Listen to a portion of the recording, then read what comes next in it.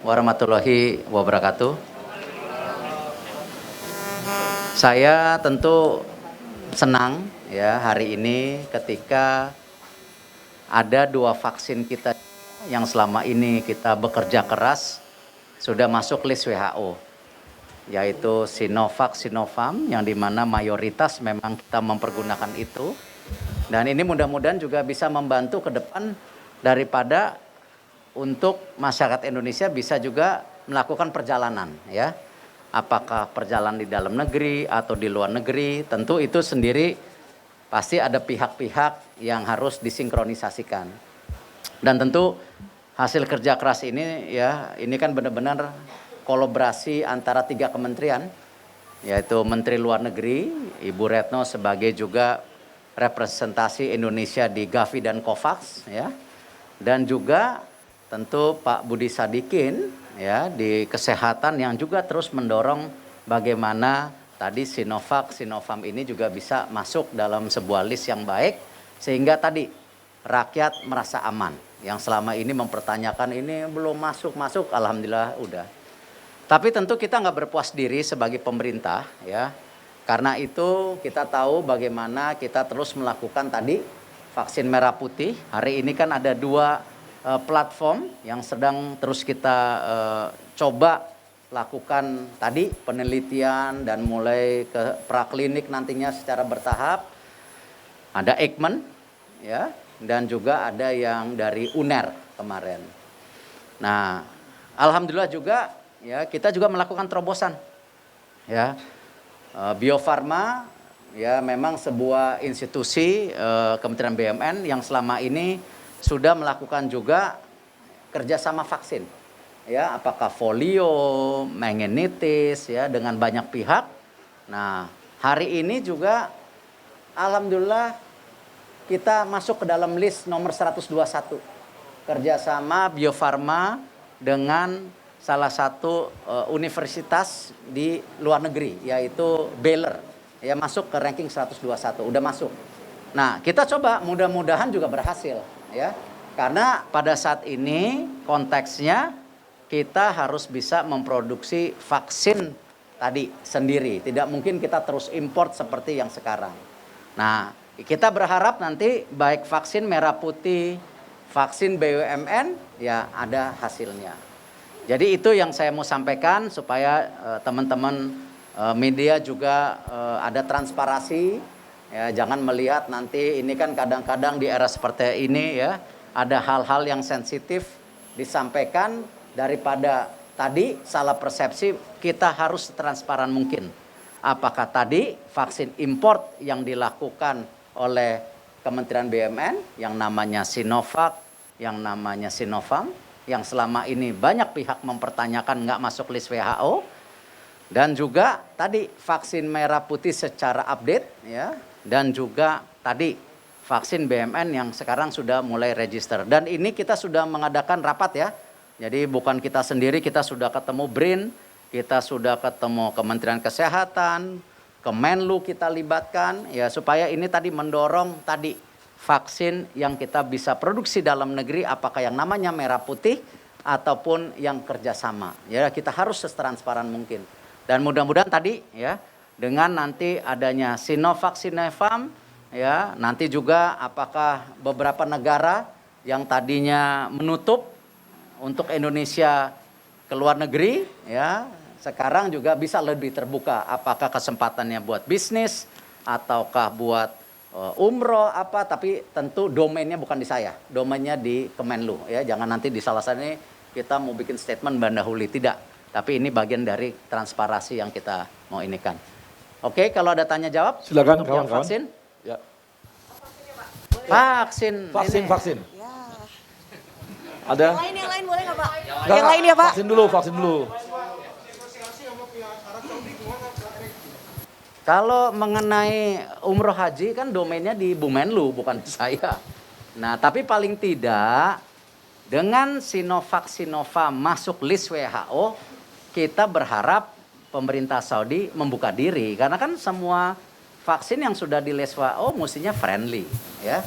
Apakah yang dari Amerika, apakah mungkin juga nanti vaksin merah putih atau vaksin BUMN yang Ini kalau nanti ada approval WHO kan sama standarnya gitu ya.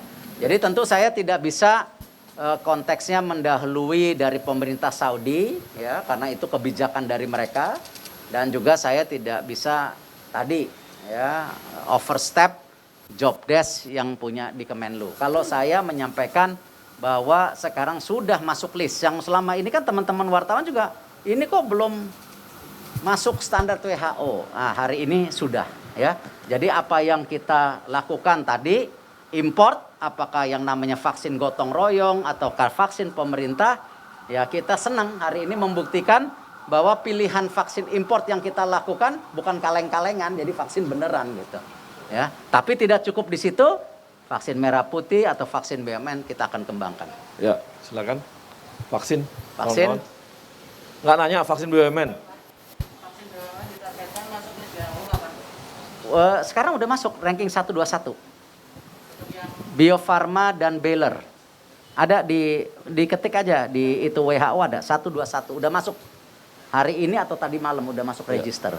Tapi ini bukan berarti ya sudah jadi, kan ini perlu proses preklinik ya, uji klinis 1 2 3. Jadi mungkin ya masih perlu waktu ya setahun. Seperti juga vaksin merah putih ya perlu waktu. Cuman memang yang vaksin merah putih belum register karena tadi dari Eijkman UNER sendiri masih dalam penjajakan gitu. Oke. Silakan kawan-kawan. Ya. Habis? Ya. Oke. Oke, apa? Garuda. Nah, Garuda. Jadi gini, kembali ya. Saya rasa ini eranya sudah sangat terbuka. Industri penerbangan di seluruh dunia terdampak. Ya, dan sangat parah. Sangat parah. Tidak mungkin ya dengan penurunan jumlah travel di seluruh dunia. Ya, kita lihat airport aja di Indonesia. Sekarang kapasitasnya itu paling 15%. Kemarin sempat naik 32%. Belum 100%. Itu airport. Kereta api masih 15-20%. Ya sama juga industri penerbangan, mau yang punya pemerintah ya atau punya swasta sangat terdampak. Nah tentu kita nggak boleh tadi menutup diri ya atau berdiam diri. Kita harus melakukan terobosan, harus melakukan perbaikan. Tidak mungkin didiamkan. Saya sudah pernah bilang apa? Pemimpin yang zolim adalah pemimpin yang mendiamkan. Ya. Pemimpin yang buruk adalah pemimpin yang tidak melakukan apa-apa. Berdiam diri. Pemimpin kedua terbaik apa? Yang melakukan keputusan kalau salah dikoreksi. Nah sama Garuda, ya kita ada purpose 4 tahapan. 1, 2, 3, 4. Saya nggak mau berdebat tahapan itu ya, kan teman-teman media udah dapat. Kita justru ini tahapannya 1, 2, 3, 4. Apa? Tidak hanya ke pihak lesor, ini kan yang utama lesor. Dan ingat, ada 2 kategori lesor. Lesor yang sudah terbukti ya, bekerja sama dengan pihak direksi Garuda melakukan tindak pidana korupsi. Ya, sudah ada catatan hukumnya semua. Tetapi juga ada lesor yang baik. Yang baik apa? Ketika kita melakukan kerjasama tanpa kickback, tanpa. Nah, tapi itu pun dengan kondisi seperti hari ini kemahalan, gitu kan? Nah, kita harus negosiasi ulang. Nah, ini yang sedang kita jajaki opsi 1, 2, 3, 4. Dan alhamdulillah, ya kembali kita mesti selalu ada jalan keluar. Indonesia ini negara kepulauan. Jadi tidak mungkin ya orang Indonesia menuju satu pulau lain pakai kereta. Cuman opsinya 2, kapal laut atau penerbangan. Jadi diuntungkan. Nah karena itu salah satu ya yang kita pasti fokuskan bahwa Garuda ke depan, Citylink ke depan akan fokus kepada domestic market, bukan international market. domestic market. Dan ini kita sudah bicarakan pada saat sekarang. Ya, di bulan November Januari sebelum Covid, kepada direksi Garuda, kalau teman-teman media kita sudah bilang bahwa fokus domestik. Kita ini bukan bisnis gaya-gayaan, ya, terbang ke luar negeri gaya, tapi domestik. Kenapa? Database. Sebelum Covid, 78% ya, turis adalah lokal turis. 1.400 triliun. Turis asing hanya 22%, 300 triliun. Kalau kita berbisnis, ya jelas ini marketnya. Bukan yang ini marketnya. Dan kita negara kepulauan. Nah, karena itu, ya, dari hasil laporan saya yang saya dapatkan, bahwa kita tetap mempertahankan 1.300 ya, itu pilot,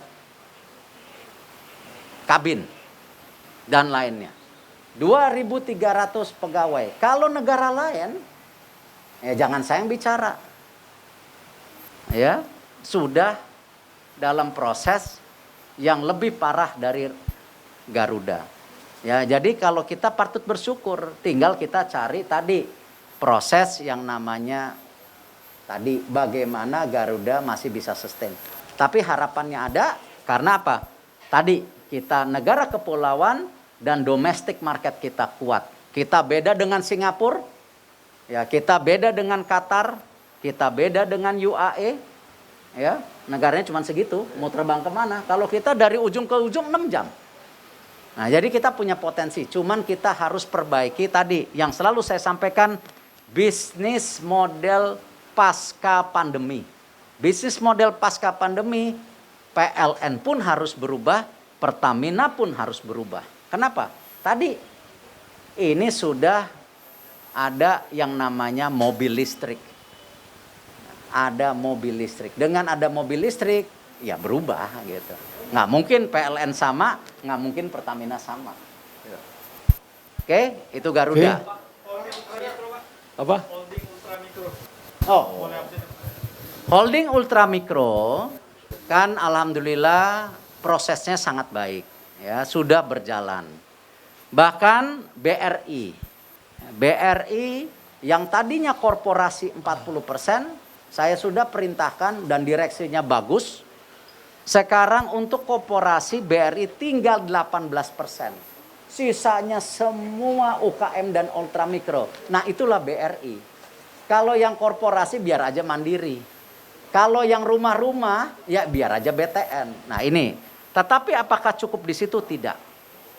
Ya, kenapa? UKM ultramikro adalah tulang punggung yang tidak kalah pentingnya di Indonesia. Nah, karena itu kita sinergikan yang namanya tadi PNM. Ya, salah satunya apa? Target utama PNM bunganya turun. Ya, bunganya diturunkan.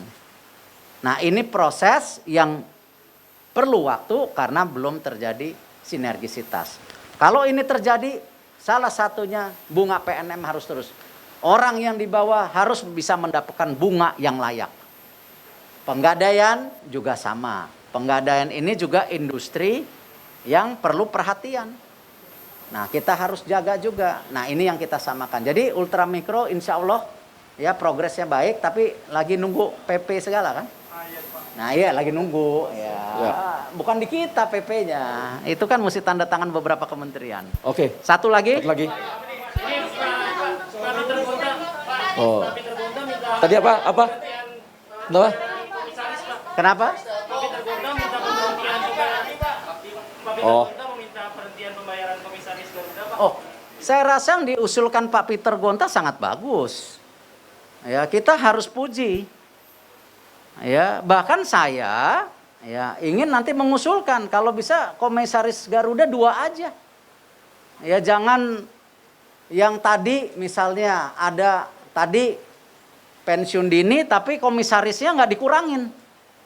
Nah, kita akan kurangin nanti. Ya, jadi usulan Pak Peter Gonta bagus saya rasa. Jadi nanti jumlah komisarisnya kita kurangin entah 2, entah 3, ya kan? Jadi apa? Benar-benar mencerminkan keseriusan komisaris dan direksi Garuda, ya kan? Kan yang menjalankan keseharian kan bukan saya. Ya kan? Nah, komisaris dari saya kita kecilin jumlahnya. Ya, itu bagian dari efisiensi. Ini jadi masukan yang bagus. Ya, nanti kita lakukan sesegera mungkin. Kasih waktu 2 minggu lah. Ya, ada RUPS-nya tapi. Ya. Mesti berdasarkan RUPS. Nanti kita kecilin jumlah komisarisnya. Masukan yang bagus nih. Udah. Ya, nah gini. Kalau teman-teman media selalu kan bad news, good news. Ya. Kan saya udah bilang, dalam pengawasan jumlah BUMN, itu yang jumlahnya dulu ratusan dan sangat besar kita harus ciutkan. Kenapa harus diciutkan? Supaya pengawasannya lebih baik. Dan kita harus menjadikan BUMN ini perusahaan negara yang memberikan dividen sebanyak-banyaknya. Tidak lupa public service. Nah, cara tadi mentransformasi BUMN ya adalah beberapa langkah yang saya sudah sering sampaikan. 1, penempatan manajemen komisaris yang tepat. Kedua, penempatan daripada konsep bisnis model yang tepat setelah pasca pandemi. Ketiga, memastikan kesehatan masing-masing BUMN itu bisa berkompetisi dengan baik. Saya sudah selalu sampaikan bahwa tadi ada 2-3 klaster di perusahaan BUMN yang sudah begini. Apa? Himbara. Himbara kemarin Forbes 1000, Himbara masuk. Ya, Telkom masuk. Padahal market daripada perbankan dan telekomunikasi sangat terbuka. Ada swasta, ada asing. Bisa sustain. Nah, kita harus mendorong ke-12 klaster yang ada di BUMN itu harus semua seperti Himbara dan Telkom. Ini bukan eranya lagi proteksi tertutup, ini era transparan. Dengan adanya digital ekonomi, bayangin transaksi pembayaran aja sudah sangat terbuka. Orang mau beli apapun sudah terbuka. Jadi ini bukan era tertutup lagi. Nah, itulah kita harus memastikan, ya kan, para klaster yang ada di perusahaan-perusahaan BUMN harus siap ke market yang bebas. Pemilihan komisaris pasti ada alasannya. Yang namanya Telkomsel, yang namanya Telkom, ya, tidak boleh menjadi sunset industri. Saya sudah bilang sejak awal bulan Januari 2020 waktu itu, yang saya sempat dibilang kok menteri ini bicara seperti ini sehingga saham Telkom turun. Buktinya saham Telkom naik lagi sekarang. Ya, tetapi apa? Karena itu upaya-upaya. Jangan Telkomsel terjebak oleh bisnis suara atau text message yang sekarang sudah free, sudah gratis. Telkomsel harus menjadi perusahaan digital company. Bukan menjadi perusahaan telco lagi, digital company. Salah satu pertemuan saya dengan Singtel di Singapura, saya men-challenge Singtel, ayo sama-sama. Jangan hanya Telkomsel menjadi sapi perah dividen saja. Tidak ada switch daripada investasi untuk menjadi digital ekonomi. Itu. Ini untuk Telkomsel. Nah, karena itu kalau kita bicara digital ekonomi, di situ ada turunannya. Bagaimana pengelolaan yang namanya tadi ya, service baru di industri digital. Apakah itu database, apakah itu konten, apakah yang lain-lainnya. Itu ada. Ya. Nah, kembali Telkom. Telkom itu ke arah apa? Telkom itu harus menjadi service company untuk telekomunikasi atau industri digital. Karena itu sejak awal kita bilang, kita punya tower nomor 1 di Indonesia. Kenapa kalah bersaing? Kenapa kita tidak bangun data center? Nah, ini yang kita harus lakukan. Nah, karena itu pemilihan komisaris juga kemarin ya tetap ya kita memasukkan lawyer, itu Pak Bono. Kita juga mencoba ya memberikan kesempatan kurang apa yang namanya Pak Bambang Brojo. Ya, dia pernah Menteri Keuangan, berarti dia ngerti gimana potong capex. Ya. Men-switch capex. Dia juga Menteri Bappenas yang bisa merancang roadmap ke depan telekomunikasi. Ya, untuk Telkom ya. Dia juga yang tidak kalah pentingnya BRIN. Dia mengerti yang namanya inovasi. Kita lakukan itu. Sama. Nah, kemarin yang selalu men-challenge ke saya, kenapa juga ada perwakilan dari masyarakat ya, dari musisi. Saya tidak mau ngomong individu, musisi. Apa salahnya sekarang Telkomsel berpihak kepada konten lokal? Kita jangan membohongi diri. Ya, dengan ada tadi Netflix, Disney Plus, apakah kita harus anti? Harus anti? Enggak. Tapi ayo dong bangun konten lokal. Yang namanya Telkomsel harus jadi agregator konten lokal. Kenapa kita juga sekarang membangun ekosistem PFN menjadi lembaga pembiayaan film, bukan lembaga buat film. Kenapa? Kalau PFN jadi lembaga pembuatan film, sama aja membunuh, sama. Nah ini yang kita coba perbaiki. Dan tadi yang pada lupa itu Telkom punya IndiHome. Di dalam IndiHome itu banyak channel-channel. Nah ini yang harus kita perbaiki. Kenapa kita nggak bisa channel ya musik unplugged buat musik jalanan yang sekarang terdampak? Kenapa kita nggak bisa bikin konser virtual untuk para musisi Indonesia yang hari ini nggak punya panggung buat bikin musik? Payment sistemnya bisa. Nah ini yang saya harapkan tadi. Konteks-konteks pengangkatan itu pasti. Ya. Ada kontroversinya, tapi percayakan, pasti kita juga berbuat yang terbaik. Jangan dilihat hanya tadi, negatif dan proaktifnya. Lihat dong, masa musisi Indonesia nggak boleh naik kelas? Masa nanti kalau satu hari saya ngangkat misalnya bintang film, ya, yang senior, ya, nanti jangan disangka yang muda, nanti disangka yang muda ada lagi gosip, ya, yang senior, yang sudah pengalaman. Ya, kenapa dia juga nggak bisa menjadi bagian daripada tadi ekosistem film industri? Dia tahu bagaimana dia pengalamannya ini. Jadi kita harus beri kesempatan. Jangan ini kita terpecah-pecah karena tadi persepsi, ya, atau mungkin dari banyak-banyak pihak yang senang tadi hanya bikin gaduh. Ya, jadi itu komitmen saya. Pengangkatan direksi adalah bagian tadi. Bagaimana mentransformasi banyak ya pasca ini ke depan. Sama ya ketika saya mengangkat ya dan ini ada pembicaraan khusus dengan tadi Pak Kiai Haji Said Agil. Sama orang bikin apa? Loh enggak, lihat dong. Ketika kita mengangkat NU juga menjadi bagian membangun ekonomi kita. Ini hal yang positif. Toh memang di industri kereta api itu ada dua isu yang besar. Satu, sosial. Pembebasan lahan LRT, kereta api cepat, isu double track. Ya. Apakah hanya bisa dijelaskan secara ekonomis? Tidak. Harus ada penjelasan sosial. Ini loh. Nahyidin di daerah ini harus begini. Atau tiba-tiba ini, hal yang ini, itu kan harus kita lakukan. Dan banyak juga aset-aset daripada kereta api yang hari ini masih belum maksimal. Ini kita lagi lakukan. Pak Chandra Hamzah di BTN sama.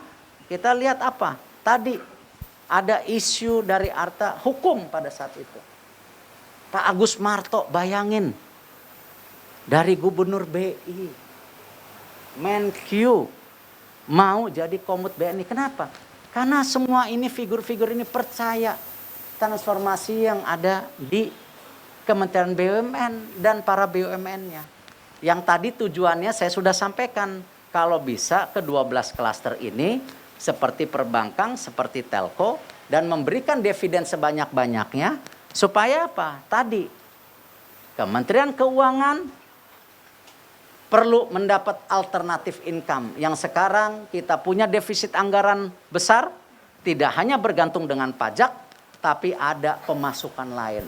Sama, apakah karena itu pembangunan infrastruktur harus berhenti? Tidak.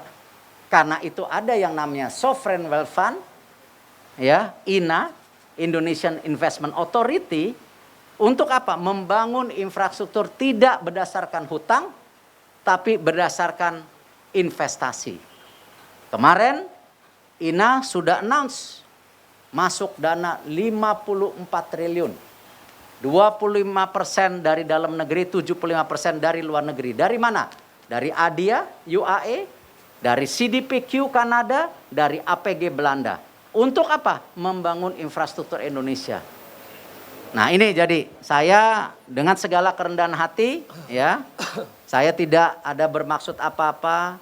Kembali, semua pasti ada hal-hal yang sudah dipikirkan, dan ini mencari hal tadi untuk mendapat solusi yang lebih baik. Jadi itu Garuda, vaksin, pengangkatan komisaris, satu lagi apa tadi? Apa? Hah? Apa? Oh, oke, 2 lagi ya. Oke, ini jadi 4 jam nih. Oke, energi terbarukan. Saya rasa Indonesia sudah declare 2060 kita menuju energi terbarukan. Kita harus mendukung program pemerintah dan tadi yang sudah di-announce oleh Pak Presiden ketika beliau menjadi pembicara di Climate Forum, ya. Kita menuju sana dan kita punya potensi itu. Apakah hydropower di Kalimantan, di Papua, apakah tadi solar panel ini kita panas negara tropis ataupun angin ataupun apanya. Tinggal yang pasti kita harus sinkronisasikan, ya. Harus bertahap. Kenapa harus bertahap? 1, perubahan dari tadi fosil ke renewable energy perlu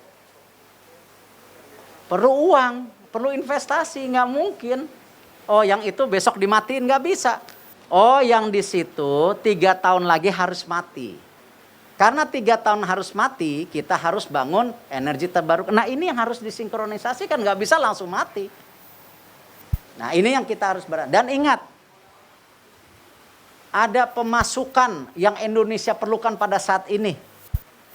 Ya, salah satunya dari alam kita. Sekarang pemasukan yang terbesar untuk Indonesia mencari dolar, ya kan, karena kan memang dalam kondisi yang seperti ini di dunia, adalah sawit dan batu bara hari ini. Nah, selama ini bermanfaat, kita harus lakukan. Tapi bukan berarti kita anti green economy. Bahkan sawit sendiri di banyak negara luar dikategorikan tidak green. Kan aneh. Nah, ini yang kita juga sekarang memastikan persepsi bahwa sawit itu friendly. Ya, nah, tapi tentu kan banyak negara yang tidak mau juga Indonesia bangun dari tidur. Nah, itu kita lakukan. Nah, terakhir, ya, masalah Jiwasraya, alhamdulillah saya rasa sudah ada persetujuan hampir 95%, 98% yang sudah menyetujui restrukturisasi. Dan tolong, maaf, di sini kami Kementerian BUMN dan seluruh direksi Komisaris Jiwasraya, kita berbuat yang terbaik mencari solusi yang ini sebenarnya sudah menjadi problem jauh sebelum kami memimpin. Nah, mohon apa yang kita lakukan diapresiasi dan kita lakukan secara transparan. Kita ini bukan bagian yang korupsi. Justru kita memperbaiki bagaimana penipuan-penipuan yang ada di Jiwasraya ini. Kita harus stop. Dan alhamdulillah Pak Jaksa Agung, Kemenkyu, Menko Polhukam sangat mendukung. Tidak mungkin kita melakukan tadi perbaikan Jiwasraya tanpa dukungan politik. DPR mendukung karena ini apa? Masa kita membiarkan ada yang namanya perampokan, ya kan? Di dalam tadi pensiunan, mana hati nurani kita? Nah, jadi ini konteksnya harus yang tepat. Kita ini bukan bagian yang ngerampok. Kita bagian yang ingin membersihkan dan menyetop perampokan daripada tadi pensiunan. Dan ini kita tidak stop di sini. Kemarin Asabri sudah berjalan. Ya, sekarang kita akan rapikan dana pensiun BUMN juga. Ya, yang kemarin beberapa kali juga dirampok. Ini jadi bagian dari bersih-bersih yang kita lakukan. Dan ini bukan arogansi. Ini tadi empati dan keberpihakan yang kita harus lakukan tadi.